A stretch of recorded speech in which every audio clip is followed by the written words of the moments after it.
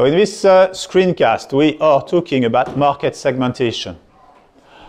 67 million inhabitants in the UK. You cannot sell the same product to everybody. It's not happening anymore, not this way.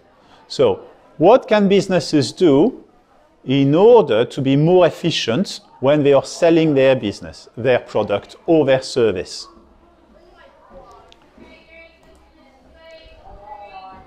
What we do, we are going to split the whole of the market into segments. But how can we split it? How can we differentiate between all those 60? Categories. Yes, please, go on. Categories. What can? Give us an example. Like sport. Sports? No, that's not what we mean by market segment over here.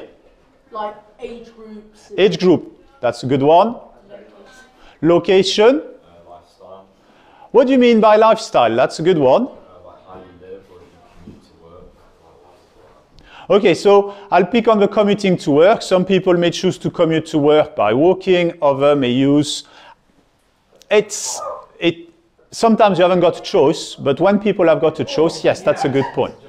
If you combine location with lifestyle, for example, in inner city London, they may have more choice about how they go to work than people who live far away where there's no public transport. That's a good one.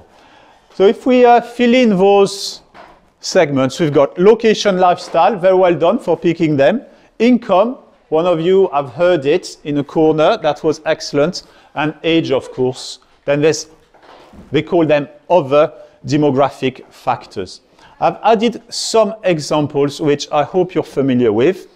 So for example, when you're thinking location, when you're trying to market your product, if you're using the local papers, the local radio. I know that for you, young people, that may sound ancient, but these are the kind of examples that exam boards like, so remember them. I've picked one there about 4x4s. If you're a garage and your specialty is 4x4, the kind of customer service you're going to provide will be very different if you're in farmland.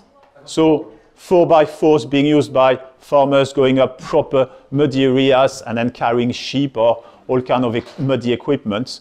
And then, yes, Chelsea tractors. Very, very different way to approach customer service for something that most people would say it's still the same product, a 4x4 vehicle.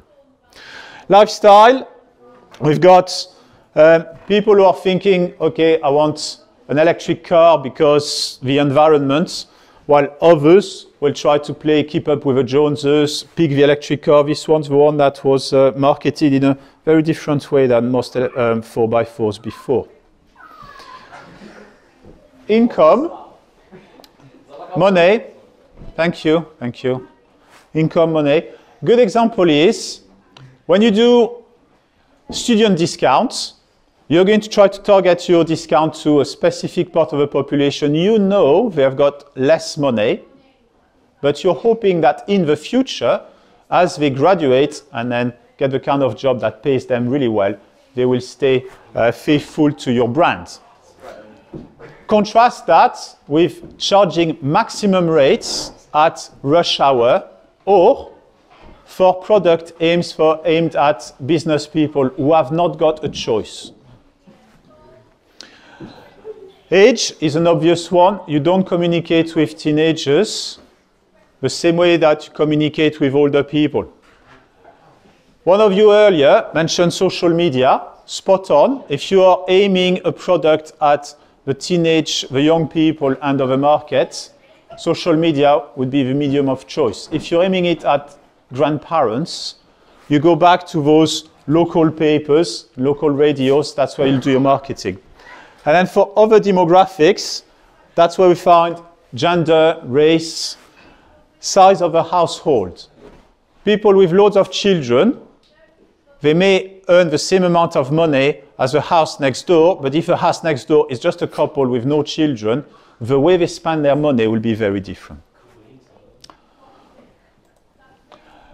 I'll finish with a couple of definitions. which will take time to write this into your book as well. One is from BBC Bite Size, and then another one from the book for this GCSE. Thank you for the participation. That was